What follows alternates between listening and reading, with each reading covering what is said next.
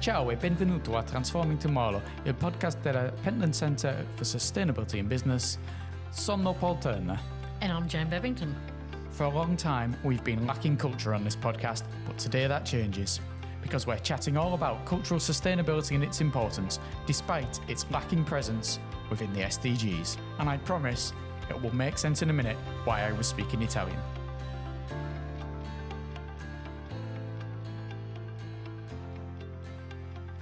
I know, Jan, that the thing you were worrying about most today, that I was going to start this episode by talking to you in Italian. I did worry about that, so you can go now because I'm now comfortable that whatever language this is going to be in, I shall follow along, slightly confused but very happy. My main concern would be if I was to try and do this episode entirely in Italian, there would be a point not too far in the future that I would be shown up massively as well. Well, let's stick to English.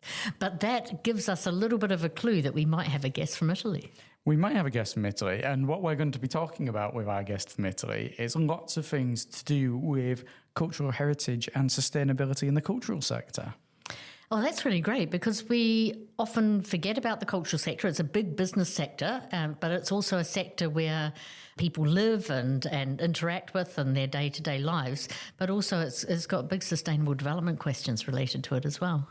And I think you do hear bits and pieces about the cultural sector when it comes to sustainability, particularly in the news when it comes to tourism, over-tourism, certain localities almost pushing back against tourism and not wanting to be overcrowded all the time. That's something that we'll talk about during this episode. But there's lots of issues there relating to culture and tourism and sites. That's not even touching on transport and getting to lots of these places where you might have to fly and the sustainability angle there. There must be acres of space to discuss lots of cultural aspects of tourism and sustainability. It is, and we haven't been there. So this might be the first of some other podcasts as well, looking at different elements of it, as you say, because there's so many bits to it. So what are we going to talk about today, though, within that broad area? We're going to be talking about some places specifically, such as Venice and the challenges that are faced in Venice. We're going to be talking about business models, sustainable business models for tourism, hence to tie in with the sustainability in business and the Pentland Centre. Brilliant. So who's going to tell us about that? Well, we are joined today by Dr. Chiara Donelli, who is visiting the Pentland Centre from the Venice School of Management in Venezia. Hello, Chiara. Hello, hi, nice to be here. Are you confident now that we'll just carry this on in English? I'm so relieved. Thank you to you both. I'm glad on that front as well. It's been a long time since I've actually had an Italian conversation with an Italian person. It's not quite the same when you speak to someone else who's learning it, but that's it. Chiara, can you tell us a little bit about your background and how you've come to be over here with the Pentland Centre? So I'm an art historian as a background, but I decided to take a big shift in my career and doing my master. So I took management and accounting master, and then my PhD followed with a focus on management and accounting, but I was still focusing on the cultural sector. But at some point in my life, I became extremely interested in the challenge of sustainability in the cultural sector, or how can the cultural sector can actually drive the sustainability in other sectors. So I thought Jan was the best in doing that, and I thought it was kind of an interesting visit to come here as one of the leading centers for sustainability discourse in the world. Did you hear that, Paul? Yeah, I thought we've been sending out memos this year not to be too nice to you, because there's been, last season, there were far too many people who were just saying, oh, you're the best, you're the best, you're the best. We've cut down on that recently, and it's been quite good. But I think, also the distinction is the Pentland Centre gathers together such an array of scholarship that actually it's probably the Pentland Centre that's the best. I just get to look after the best. Yeah, you're just the administrator. Exactly. So the cultural sector, I kind of know it when I see it, but I'm not sure exactly what it is. So for our listeners, would you be able to define what is in the cultural sector and what does that term mean? Well, that's a big question, Jan, and it's also really difficult. Let's say that if we think about the cultural sector, we can put inside a variety of things. If we think it as a concentric model, such as the one from Thursby, we have at the very core what we usually define as the cultural sector, so visual images, performing arts, and so forth. But there are also many other sector or many other areas which are still part of the cultural sector, which include music, film, festival, but also video games.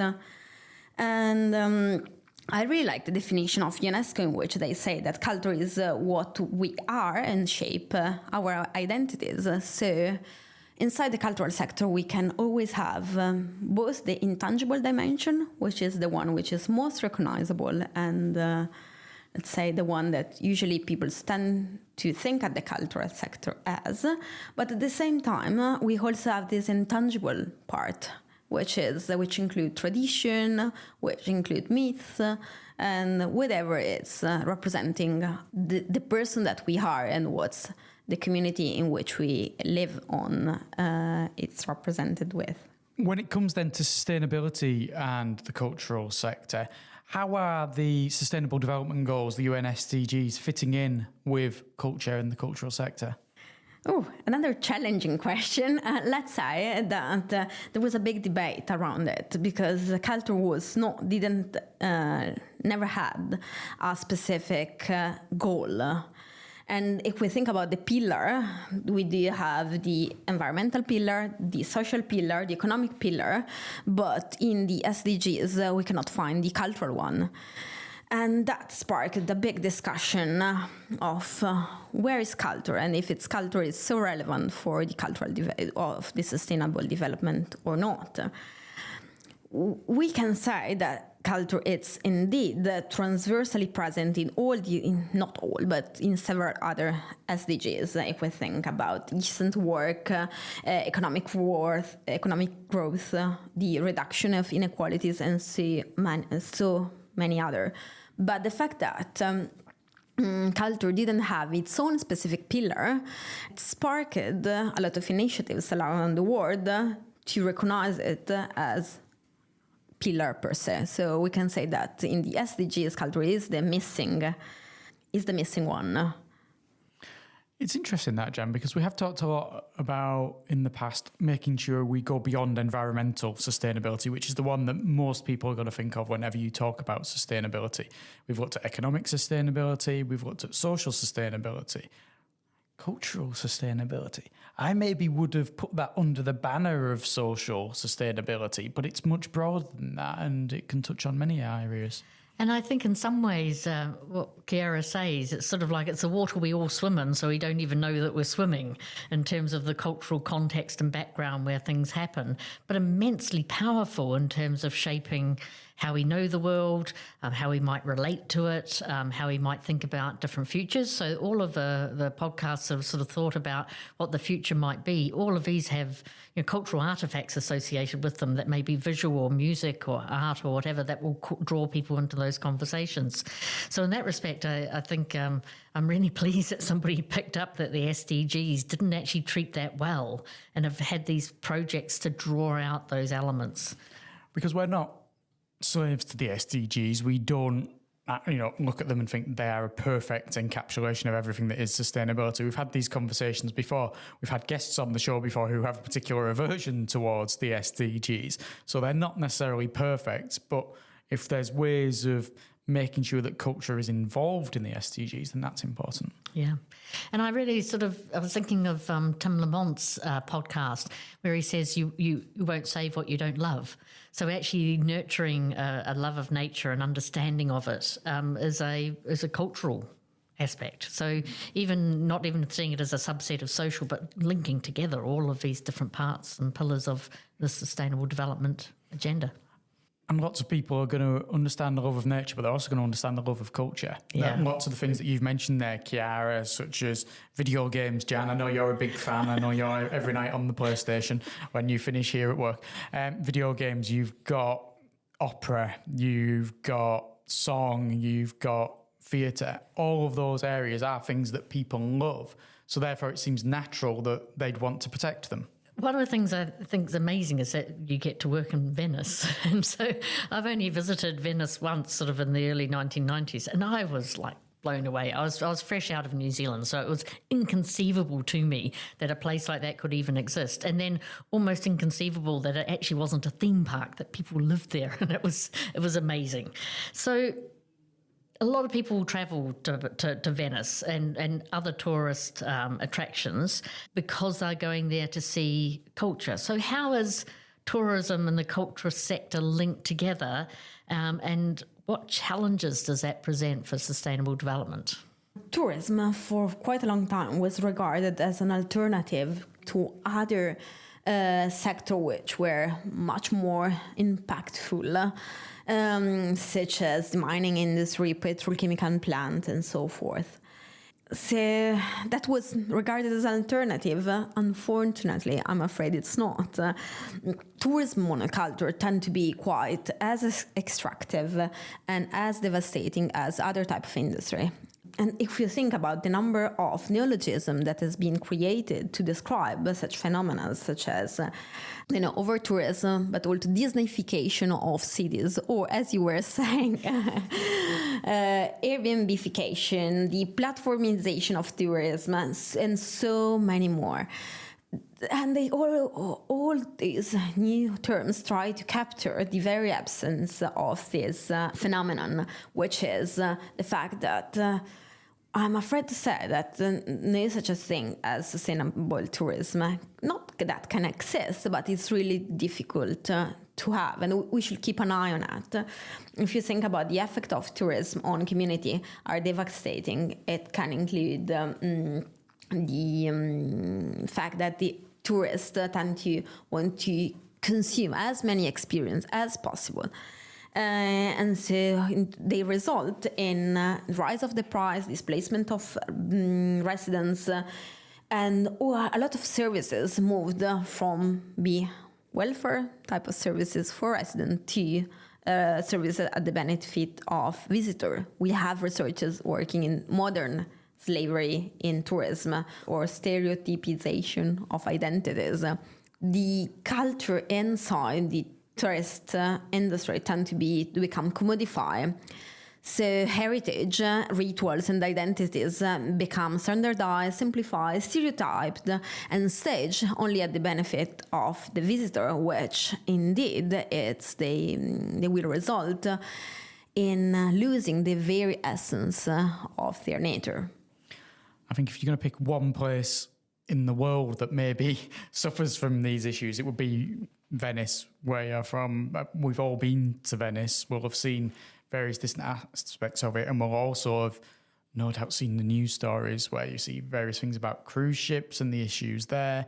You see the fact that maybe the locals can't afford to live there anymore because you can only afford to be there if you're, the hotel, and having that there, the amount of wages you might make as a local isn't there. And then the big thing with Venice that always comes to my mind is the fact it gets flooded every year at various points, and you've got major issues with regarding environmental issues of the rising sea levels, etc. So when it comes to Venice, what challenges have you come across when you've been looking at cultural tourism, over-tourism, etc., and what solutions are you seeing being put in place? Put in place not so many solutions, I must admit. What I tend to observe is the fact that we mainly have type of bricolage type of solution. So they are really quick solutions that tend to fix a little bit the result, but they do not challenge the very core of the problem, which is indeed the fact that the attention is moving from an attention to local communities towards external consumers or visitor. What I liked you describing there is bricolage, and so that's quite a term that we would use a lot in academia. But I know that our listeners maybe will want a wee bit of help with that. So would you be able to tell me what you mean when you say bricolage? Well, there are fast solutions that are just adopted to solve the ongoing issues rather than rethink the system or rethink the very core, very root of this problem. And in the long term, they tend not to solve the issue, but just to solve the... I suppose the symptoms, isn't it? The symptom, right, yeah. Do you see the attitudes of the people who live in Venice towards the solutions that aren't necessarily working? Is their attitude they need to be doing more, or is their attitude, oh, what can be done? Obviously, there are so many interests at the stake, so there are different perceptions. People tend to look at the tourism industry as a potential driver of economic growth. But it's also true that they are fed up with, there are so many tourists that use the city more like an open-air museum rather than a living city. And that's the issue, I think. And it's not only an issue of Venice, but of so many other places. So when the actual being a living heritage becomes something which is only staged for the benefit of someone else. And so obviously there are conflicting perspectives. It's one thing that always gets me when I visit any places like this. We'll try and stay a few days, but you see so many people come in, especially somewhere like Venice. There's a big cruise ship comes in, and people have got 5 hours, and that's the total amount of time they will spend in a place like this. And I can't believe you can see anywhere in 5 hours. I mean, I come from a very small town that even there you couldn't see that in 5 hours. And I suppose there's also a tension then that people are, through tourism, maybe looking for something authentic experience. I'm using air comments. But in being there, they create, they undermine the authenticity of it. So certainly, mass tourism has huge problems, and particularly for these iconic places, because they're iconic for a reason. I mean, they're amazing. But and I always find these places tend to be more authentic in the evenings when all the day trippers have gone. 5, 6 o'clock, the day trippers have gone, and it's quieter, and you get to feel it a bit more like it is. And if you get up early in the morning, you can go and experience it and things. And am I right in saying that Venice has introduced a tax now? So if you don't actually stay overnight, if you're just a day tripper visitor, you have to pay a tax? Yeah, it's exactly the case. So you have to pay €5, which is not that much. But first of all, it doesn't tackle the issue of over-tourism, because you only have to pay. There is not such a cap for the number of visitors that can actually enter the city. But at the same time, I have the perception that people that are paying, they feel like they are actually entering a museum. So it's kind of, corroborating this idea of, okay, now you're entering Venice, which, as you were saying, is more or less as Disneyland. €5 is not that much. I wouldn't say it's a matter of accessibility, but it really depends who you are. And I think it's really strange to have a tax for entering a place such as a city, which is a living place. So my question then becomes on that. Yeah, it's not very much individually, but if you've got millions of people, that amount of money is going to add up for the people who are collecting the money. Are the people who are collecting the money going to use it in any way, shape or form that might benefit the city culturally or sustainably? Well, I suppose we will see. And then well said, there is not a lot of transparency around it. And also, because you know what? It's true that they are asking for money, but at the same time, they are also hiring so many other people to actually check that people are paying. So which is the actual income, it's still unclear. Yeah. I think what's interesting is paying a tax or limiting the numbers. There's some cultural heritage in New Zealand that they strongly limit the numbers, because actually it can only cope with X number no matter what the price is. So you can keep it more open, but you enter a ballot to get in. Yeah, that's the thing. Or if you think about Machu Picchu, for example, you need to book it in. I mean, that's not really cheap, but you need to book it in advance because for matter of conservation, just a number of people can actually enter, and which is more fair rather than asking people to pay to get. Then again, that does seem again like the theme park, because everyone's got to pay to go in. They have a limited number of people who can go in each day. This is a tough issue, isn't it? Yeah. So you're visiting us, which we're very pleased that you're with us, but you're visiting as part of the Young Researchers Project, Sustainable Business Models for Tourism with a Cultural-Based Approach. Tell us about that project. And I suppose we also have to give thanks to your sponsor for allowing you to be with us today as well. Yes, thanks, Jen, to pointing this out. Yes, this project is indeed part of National Recovery Funds, which deals with issues related to tourism and sustainable business model in tourism.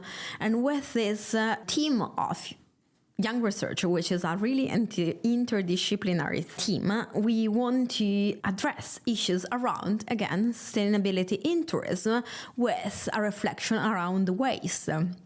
Don't take me wrong, I'm not referring to waste uniquely in its physical dimension, but I also refer to waste in its symbolic dimension. So, for example, what's happened to wasted community? So, those communities that become marginalized inside the tourist industry, such as the voice of the community in Venice, but also the voices of the community in the Dolomites, because the Dolomites, due to the Olympics, the upcoming Olympics, are facing more or less the same challenges as Venice. So for displacement of the local depopulation and number of visitors which actually exceed the number of the inhabitants. Did I mention the fact that last year the number of beds created for visitors in Venice actually exceed the number of beds for inhabitants? Oh, wow, that's a whole different thought, isn't it? Yeah, it ties in with the unaffordability of the place. You just can't afford it. And again, it feels like some kind of like tourist attraction rather than a real place, because you just like bring the people in and you've got the staff to look after you as you go around and admire the various buildings and canals and such. And it's not all about where we live, but the Lake District has some of those same dynamics to it, and as well in terms of the landscape as a cultural icon and the number of places for people to stay to enjoy that, and the number of locals and the cost of accommodation and those sorts of things. But Scottish Highlands have got the same thing. Loads of locations have these same problems. Yes, because I'm a local to the Lake District, there are certain places I will avoid at certain times of the year because I know they're honeypots. That's where everyone is going to at that particular time of year. It's going to be crammed with visitors and you're not really going to get an enjoyable experience. The Windermere, Bowness, at the height of summer is just so packed. It's almost unmanageable and you don't want to be there. And it feels like it's been crafted purely for the tourists. But the good thing about the Lake District is, I would say, is you go 10 or 15 minutes outside one of those honeypots.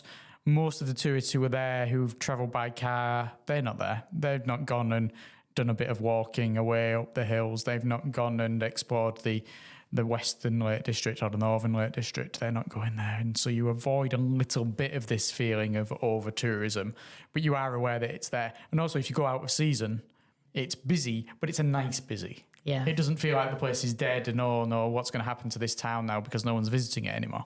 I don't think you're ever going to get that in Venice. I don't think you're going to get a February weekend when it's dead just because it's February. Yes, I suppose the outside part of the Lake District means that when it cools down, people go away and we all turn up, which is quite nice. So let's keep on thinking about the cultural sector, and you'll be able to correct me on this because I think I've got it right, but it's an Italian word. So I thought we would focus on the Venice Biennale. Biennale? No. Biennale. Biennale? Biennale. Yeah. Biennale. That sounds like some kind of dish. Maybe served in Scotland in those highlands that you've been to. I'll have a bowl of biennale, please. Or a fight of some sort. It was a big banana. Anyway, I think I'm going to pass this question to Paul because he can ask it. Now, my tip with anything Italian is just pronounce every single letter you can see and it comes out better. So, Biennale. Yes. Biennale. So the Venice Biennale, I've heard of it. And when I was in Venice, it was a year when it wasn't happening, but there was still the grounds where it's held and you can still see all of that and everything. Can you tell us a little bit about what the Biennale is? The Venice Biennale is often portrayed as one of the most prestigious and international platform for contemporary art, but also architecture, cinema, dance, music, and theatre. It was founded back in 1895 to promote Venetian cultural identity and to stimulate tourism, funny enough, which back then was not so developed in Venice. But I wouldn't say that Venice Biennale it's only a platform for contemporary art. I think it's more than a fair. It mirrors the social political issues and position of the country, both in Italy and internationally. Both recently, but also historically, we can see Biennale as a place of contestation, which is between elitism and participation, between cultural diplomacy and critical engagement, between commodification and resistance. So I think it's such a nice case to think about when we speak about the cultural sector. And how has the event engaged with sustainability from its inception? Did I mention the fact that I was looking for sustainability in its archival, in the archive of the Biennale? Well, I will say that the term sustainability was not part of its original vocabulary as we intended today, but Venice Biennale has historically engaged with the key dimension of sustainability, such as social and governance-related practices. And it engaged with this practice long before they were formally institutionalized, both in the discourse, in academic discourse, but also in its reporting standard.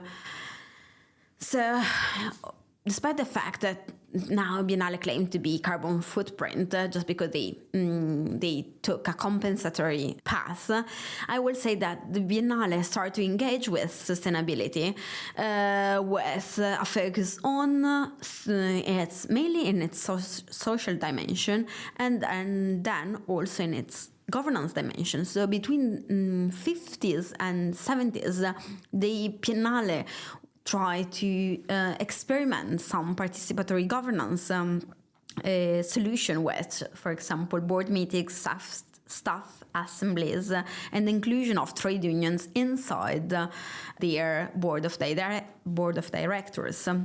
But it also integrated social concern directly into its cultural production, promoting themes like social justice, political resistance. Think that back in 1970s, they have a specific theme of the Biennale reflecting on dictatorship in South America. How surprising is that?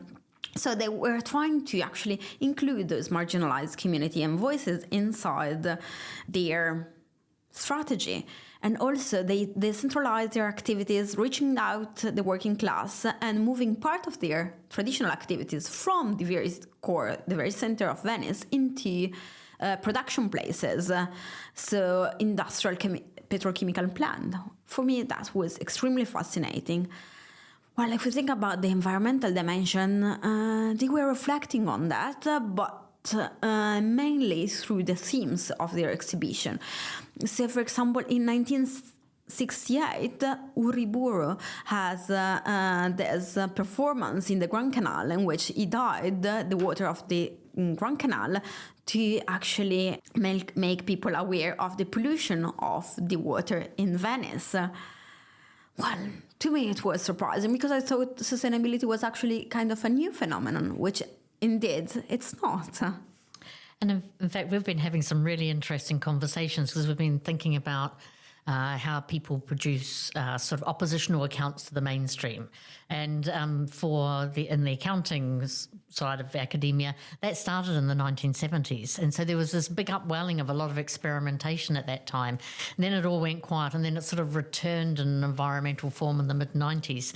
So it seems that there's sort of that same thing going on here, that there was something about the 1970s and the first Earth Day and all of these sorts of things that created a bunch of themes that then died down but are now resurgent again. Sounds to me like the academics and the accountants were just 10 years behind the 60s, weren't they? It took the academics that long to catch up and all you accountants. Well, the 60s does play into it because there's also a theory of who did these things. So in the 70s, the people who were doing some of these things in practice, and then again in the 90s, because they're more senior in businesses, were hippies. who then put on suits. So sometimes when people try to explain what maybe environmental accounting is about, I say, it's hippies in suits. So if you like, the 60s are definitely there. You pinned the date really well, although not the explanatory factor. I don't know. Maybe they just finally came down from being high in the 70s and got to doing some stuff more practically. Yeah, but then they're more senior in businesses in the 1990s and things pop up again. So there is a generational effect, I think. So let's bring things towards a close then, Chiara, and ask you, what's giving you hope and inspiration when it comes to cultural heritage, cultural sustainability? Well, we've covered all culture as potential driver of unsustainability, but I think I didn't stress enough the fact that culture can actually be a driver for sustainability and for sustainable development. So I will say that arts and culture can have a role of advocacy, so disseminate and bolster scientific evidence around climate change, biodiversity loss, and so forth, both in terms, if we think, for example, of the public art that can actually make us aware of the climate change. So, for example, around the world, there are numbers of work of art, but also pieces of public art that actually try to make people aware of the climate change. During my visit, I discovered that in the jetty of Morecambe, there is a bell which actually tried to make people aware of the level sea rise. For me, it was surprising. But also if we think about the power of film, movies and images to actually make us reflect on the effect of climate change. So that's one point, but also I like the fact that arts can tend to be more radical in what they say. So they can help us to actually think about possible solutions which are not traditionally perceived as possible. So it helps us envisioning let's say really radical utopias, and they can make really radical contestation about capitalism and the system in which we are part of it. So they're really good at spotting out inequalities. So we can say that in the very end, culture can be perceived as sustainability. So at the very end, I can say that culture can be perceived as sustainability per se. If we think about traditional way of farming or fishing or dyeing, for example, related to Maori culture or Aboriginal knowledge, that's culture. And if we think about rediscovering those ecological knowledge and bring it in different sectors, I think that can be the key for the sustainable development. So I will say that culture have a transformative power also for other type of sector. I'm convinced. Well, I can be convinced. That's as good as it gets, Chiara. Well done. Well done. Yeah. Well, thank you very much, Chiara, for bringing along some much-needed culture to this podcast. We've been lacking culture for a long time, me and you, Jan. And I think so. Chiara, you provided it in spades. Thank you very much for joining us. Thank you for having me.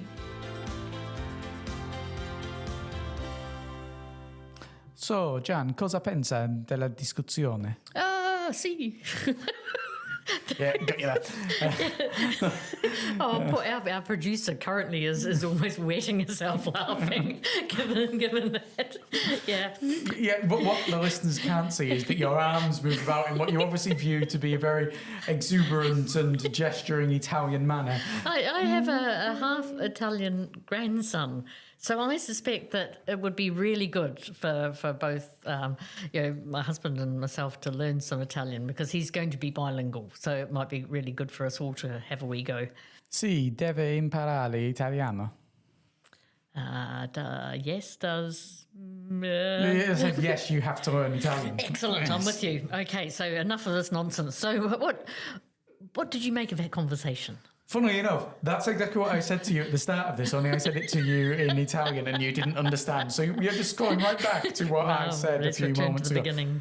Yeah, it was really interesting. There were lots of points that got brought up there where you realise that culture and sustainability could and should go together, but aren't necessarily being drawn together by the people who think about sustainability.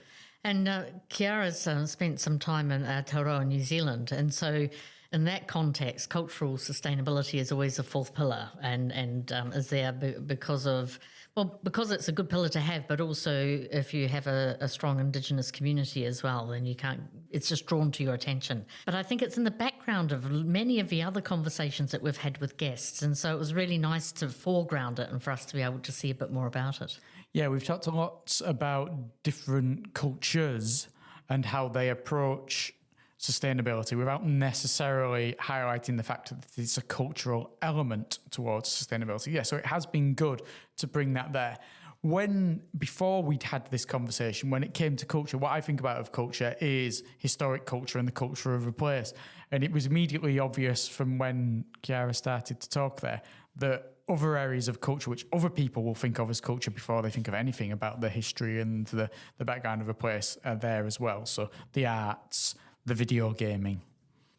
I thought it was really good that it was, because that's contemporary as well. So there's sort of high art, and then there's, never mind the rest. But craft would be in there. Don't you go slagging off video games. There's high art, and then it was obvious what you were thinking. There's high art, and then there's Nintendo.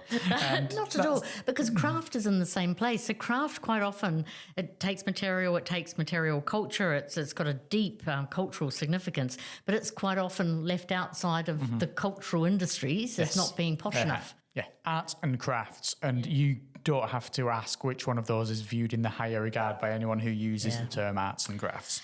But here's the other thing, Paul. I always feel quite conflicted about tourism. And so I have been to Venice, visiting a dear friend in the north of Italy on the train, which I'm really looking forward to over the summer. And I would like to go back, but then I feel, well, should I? And for Florence, all these sorts of places that are just miraculously wonderful, and even places close to the home, like some parts of the Lake District that we're talking about, etc. I feel really quite torn about being a tourist and then creating all those negative disruptions, even though the experience is transformatory and really fantastic for you as a person. How do you have that same tension in your thoughts? For a start, when it comes to Venice, I'm in a small minority. I've been to Venice once. It was all right. I am not someone who went to Venice and was like, this place is absolutely amazing. It's the most wonderful place in the world. I can see where there are 7,000 cruise ships currently sailing down the Grand Canal and being a bloody big eyesore. It was all right. I enjoyed it. Maybe because it's too touristy, I was just a bit meh. But I know what you mean. We, as a family, when we travel, we're restricted by school holidays. That particularly puts you in danger of being part of the over-tourism problem. Whenever you go anywhere during the school summer holidays in August, in July, you are going to be part of bigger crowds. We've tried to assuage a little bit of that by travelling at the end of August, because you find, particularly in continental Europe, all the schools have gone back at that point, so it's not quite as busy as it could be, but you're still part of a tourism issue. And you're going somewhere because it's nice to visit, and therefore there is almost certainly going to be a bit of a tourist thing there. We go to places that aren't quite, overly touristy. We've never been to Disneyland or anything like that. My children probably don't like me because we've never been to Disneyland. We don't go to the most obvious places to go. We don't go to Paris, say. We've taken the children to Munich. We've taken the children to Vienna. We've then travelled by train through Austria, Switzerland, up into Germany. Again, we've been to places like Cologne, Bern in Switzerland. These are places that are touristy, but they never feel crazy touristy. And I think we try and avoid the crazy touristy places. And what I like about that approach is that tourism is a big sector. It's a big source of employment and economic well-being, is that you can spread it around a bit as well. It doesn't sort of concentrate all in one place. We've talked about where I'm going on holiday this summer, of going to Denmark. The immediate place, you're going to Denmark, you're going to Copenhagen. I think we're going to spend 2-3 days in Copenhagen, but over the 2.5-week holiday, we're going Aarhus, we're going to Odense, we're going to a place called Billund. Have you ever heard of Billund? No, I haven't. You don't have children. Or you've got a small grandchild of the right age. I think he's too almost little. Too little. Lego. Ah, Billund right. is Lego. Billund has an airport because of Lego. There's nothing else in Billund apart from that. There's Legoland there, and there's the Lego house. So we'll be, enjoying Billund, which probably is a bit of a touristy place because it's got Legoland there. But yeah, we'll love that. Yeah, we do like going places that are. There's stuff there to do, but we don't necessarily need to go somewhere that's massively packed. Yeah, no, that makes good sense. One thing that really struck me is that the Biennale was created because there was a time when tourists weren't flocking to Venice. It seems crazy, doesn't it? We think about Venice now as being such a unique place that surely tourists have always gone there, but obviously not. No, I think places come and go, and then sometimes as well, events like that then have their own dynamic and feed off them. But also at a time when mass tourism is also quite a recent phenomena. People who had the wealth and the means and the expectation maybe would go on a European grand tour, but that wasn't for most people at most times. Yes, when you think about the Grand Tour, you're very much thinking about the likes of Byron and people like this who were very much well off. They weren't struggling for cash. They weren't scraping their last penny together just so they could afford the bread to go on their table that evening. And even domestically, places like the Lake District, places like the Seaside and Blackpool and things only really took off in the 19th, 20th centuries when mass transport became available through the railway lines, mass transport that was also speedy because there were canals before that, but you weren't going on a canal trip to Blackpool because you'd leave London on a Tuesday and arrive on next November.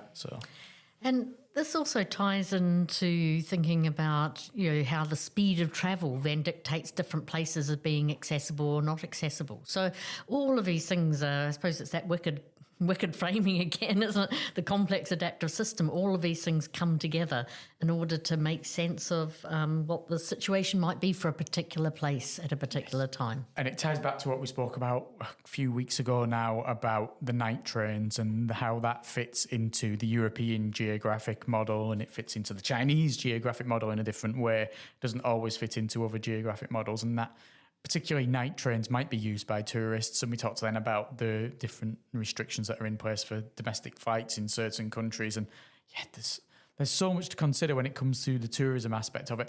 But certainly Chiara's in the right place for it in Venice, looking at the situation there, because I don't think there's a place you hear about more in the news when it comes to things like over-tourism and locals and their revolts and the taxes that we talked about and the number of cruise ships that are allowed in and the barriers that have to be put in place to stop it flooding every 5 minutes. Yeah, it's amazing.